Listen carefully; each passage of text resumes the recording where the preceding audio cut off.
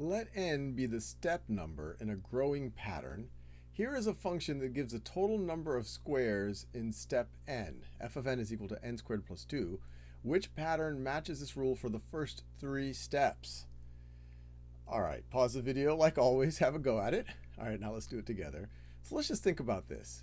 So step n, actually let me just think of it this way. I'll make a little table here.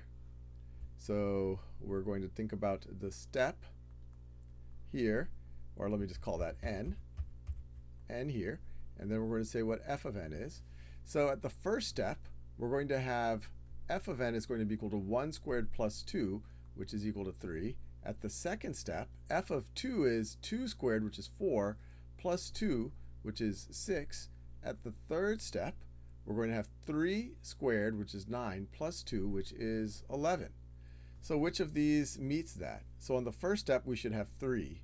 So immediately I can rule out A and C, but let's just see if it keeps up that way. So this checks out, step 1. Step 2, I should have 6, and indeed I have 1, 2, 3, 4, 5, 6 squares here. That checks out.